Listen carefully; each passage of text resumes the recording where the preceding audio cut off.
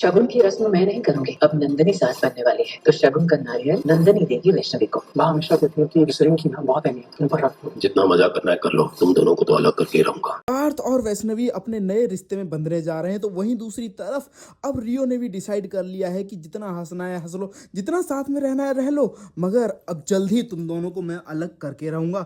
Well दोस्तों, जहां पर अब एंगेजमेंट होने जा रही है पार्थ और वैष्णवी की, तो वहीं दूसरी तरफ दूर खड़ा रियो, उसने तो अपना षड्यंत्र पहले ही बना लिया है। वो पास्ट को दोबारा रिपीट करना चाहता है। जो सब नंदिनी के साथ हुआ वो सब वैष्णवी के साथ करना चाहता है। ऐसा कैसे कर सकता है रियो? आखिरकार रियो में परवरिश तो करण की थी, आखिर ये कैसा कर सकता है? मगर रियो अपने बाप का बदला लेना चाहता है नंदिनी से, क्योंकि नंदिनी की वजह से उसके बाप की जान गई थी, उसके बाप को तुलसी ने गोली मारी थी। वेल दोस्तों, ये सब होता कैसे हम आपको बताते हैं। जहां एक तरफ आपको देखने को मिलने वाला है कि भाई जहां करण आ जाता है तो वहीं अब करण गुस्सा करने लगता है, तो वहीं अब दामिनी कहती है कि माँ मुझे आपसे कुछ बात करनी है। जहां पर अब बात करने के लिए लेके जाती है तो वहीं दूसरी तरफ अब दामिनी कहती है कि करण तो इस घर का बेटा है भी नहीं, करण तो मंदिरा का बेटा है। उसी वक्त वहां पे पहुंच जाती है अब नंदिनी, जहां पे नंदिनी ये सब सुनने के बाद बहुत गुस्से में जाती है। तो वहीं दूसरी तरफ अब घर में सभी लोग नाराज हो जाते हैं, जहां पर अब गौतम कह देता है कि अगर मुझे पता होता कि इस घर में पैसे करण की मेहरबानी से आ रहे हैं तो मैं भूखा मर जाता, मगर मैं इस घर में खाना नहीं खाता। मैं बाहर खा लेता मगर इस घर में खाना नहीं खाता। मैं इस घर में और नहीं रुक सकता। माँ, आपने मुझे फिर से छोटा दिखा दिया।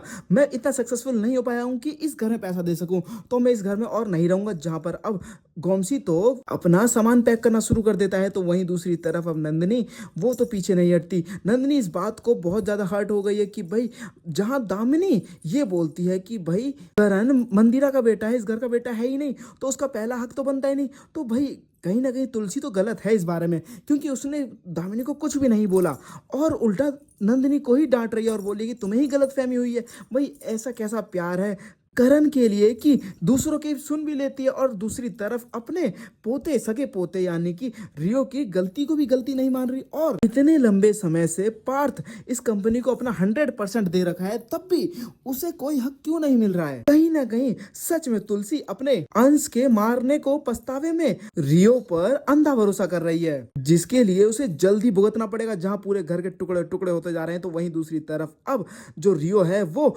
मुस्कुरा रहा होता है और सबके सामने दिखावा करता है कि मुझे नहीं चाहिए पावर ऑफ अटॉर्नी, मैं एक्सेप्ट नहीं करता हूं। तो वहीं दूसरी तरफ अब पार्थ और रियो के बीच में झगड़ा हो जाता है, जहां पर अब हेमंत बड़ी मुश्किल से समझाता है सभी लोगों को। तो वहीं दोस्तों अब आपको देखने को मिलने वाला है कि जहां पे वैष्णवी को अपने घर की बहू बनाने को तैयार हो जाती है अब नंदिनी, और पार्थ और वैष्णवी का रिश्ता होने वाला होता है, जहां पर अब करण कहता है कि आप ही अपना शगुन दीजिए। तो वहीं अब जहां साफ साफ कह देती तुलसी की नहीं, अब नंदिनी सास बनने वाली है तो इसको शगुन नंदिनी देगी, जहां पर अब नारियल के साथ शगुन देती है नंदिनी। वहीं अब पार्थ कहता है कि ये सिर्फ बंधन नहीं, ये विश्वास का बंधन है, मैं तुम पे विश्वास करता हूँ पूरी तरीके से। तो वहीं दूर खड़ा रियो वो सोचता है और बोलता है कि जितना मुस्कुराना है मुस्कुरा लो, जल्द ही तुम दोनों अलग होने वाले हो। वेल दोस्तों, जहाँ पे पहले से ही तैयारी कर रखी है अब रियो ने, क्योंकि पहले भी वो गलतफहमी पैदा कर चुका है, पहले भी बर्थडे पे उसने क्या कुछ किया था ये आपको पता ही है। वेल दोस्तों, अब आपको क्या लगता है, क्या इस सब में तुलसी की कहीं ना कहीं गलती है, आंख बंद करके जो रियो पे विश्वास कर रही है?